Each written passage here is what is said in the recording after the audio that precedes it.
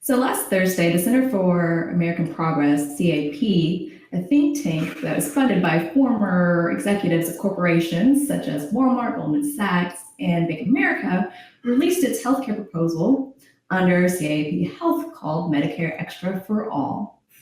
Though we can agree with certain points the plan brought up, such as healthcare as is a right, it downplays other key points like America's current healthcare program. The ACA, better known as Obamacare, is failing over 33 million people and forces hundreds of thousands to go broke from out-of-pocket expenses every year. So on the surface, Medicare Extra, the plan looks appealing and much like the already proposed Medicare for All plan. In the 70-point proposal, the CAP outlines that Medicare Extra would provide comprehensive benefits, including free preventative care, free treatment for chronic disease, and free generic drugs. The plan would guarantee the following benefits: primary and preventative services, hospital services, including emergency services, ambulatory services, prescription drugs and medical devices, laboratory services, maternity, newborn, and reproductive health care, mental health and substance use disorder services, habilitative and rehabilitative services, dental, vision, and hearing services, and early and periodic screenings such as diagnostic and treatment services for children. So the plan to pay for it would vary from 0 to 10% of income of employees, with people making only 150% of poverty level, which amounts to about $18,000 for individuals and $36,000 for a family of four, not having to pay at all, or anyone making $200,000 or more capped at about 10%. The employer is given options such as continuing on with their current plans, paying about 70% of the premiums, paying a 0 to 8% tax rate, or paying a maintenance of effort payment. And it is explained as such. These payments would be equal to their health spending in the year before enactment, inflated by consumer medical inflation. To adjust for changes in the number of employees, health spending per full-time equivalent worker, or FTE, would be multiplied by the number of current FTEs in any given year. The tax benefit for employer-sponsored insurance would not apply to employer payments under this option. Okay, so also to offset more of the costs, the plan mentioned Medicare Extra would be financed by a combination of healthcare savings and tax revenue options. CAP intends to engage an independent third party to conduct modeling simulation to determine how best to set the numerical values of the parameters. All right, so Janet, do you mind telling our audience what they mean by this? All right, so basically, what I can determine from this is they're trying to use a lot of verbiage that Bernie has used in his Medicare for All plan, and in this, they're kind of like, okay, we're going to go after taxes, but they're not saying what taxes, and they're not, and now they're saying, oh, we're going to hire another third party, which is more costs in order for us to determine which taxes we should go after at this point. So they don't even have a plan there for the taxes yet, but they are stating that they will be using, other tax money, which I don't know if it'll come up from corporations or, more from, the wealthy people and stuff like that. We don't know. Yeah, because I wouldn't know.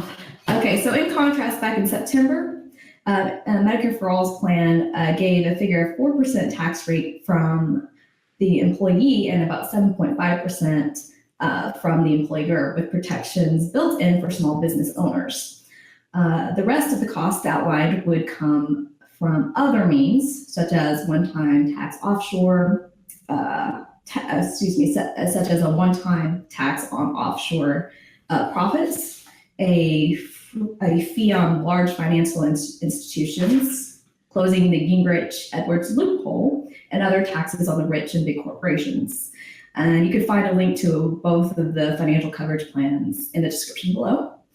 And also, we should mention that Bernie's plan, and I guess the plan outlined in the House would cover everybody, no matter their current status, and Medicare Extra gives people currently under other federal plans or employers' plans the option to choose to move to an extra plan.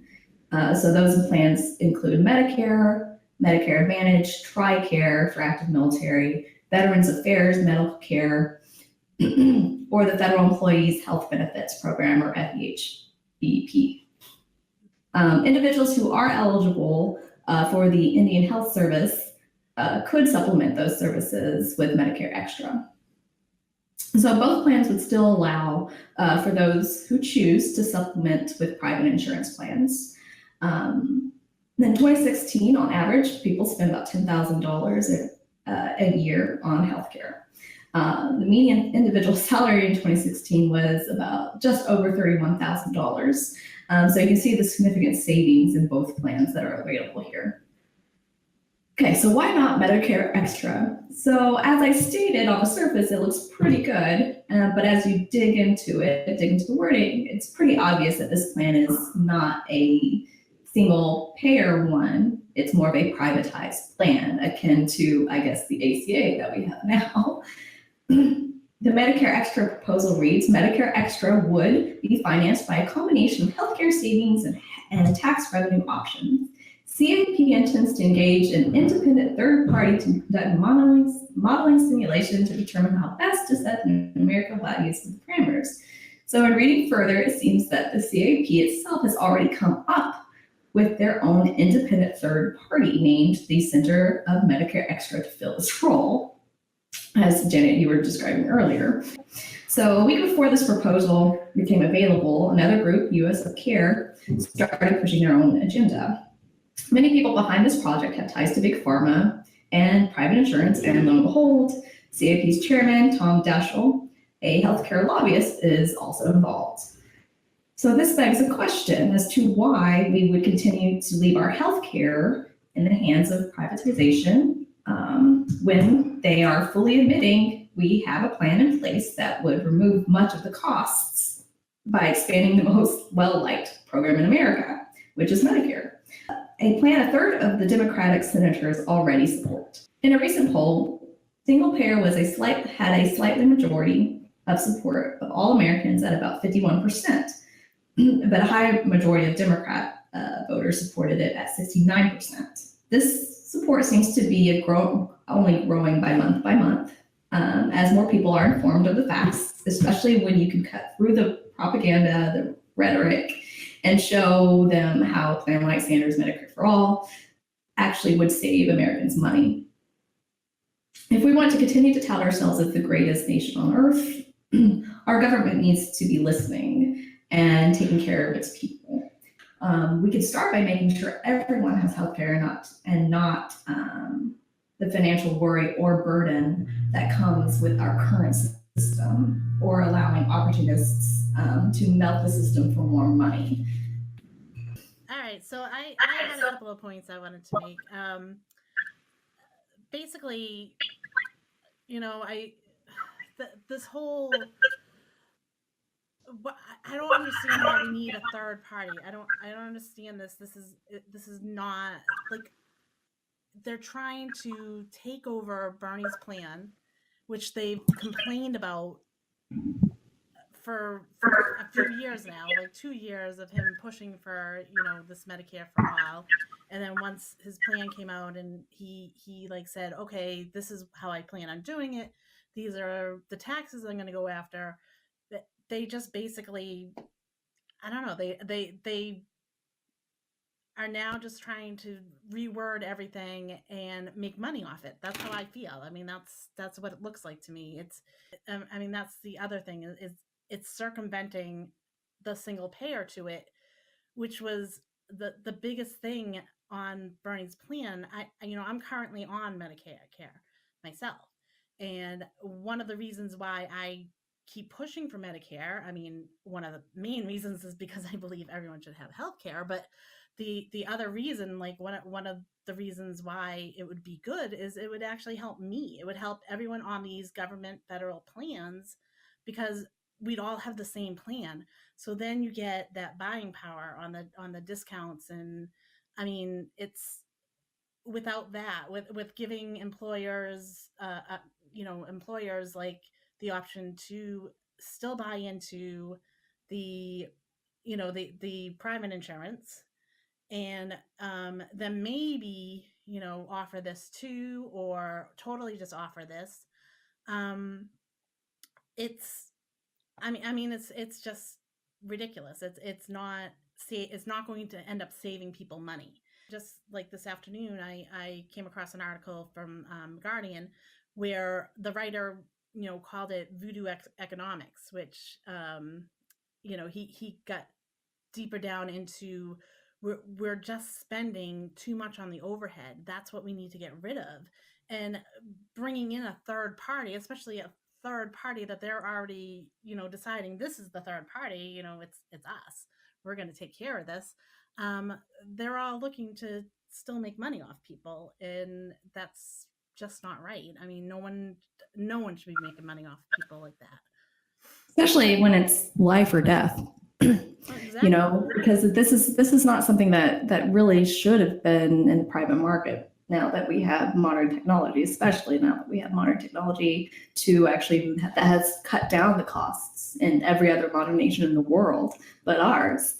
And you can see how an exploitative system that is for profit exploits the masses and doesn't do so when it's not in a private company. But that being said, out of curiosity, do you think that this is overall an attempt to actually privatize Medicare? Yeah.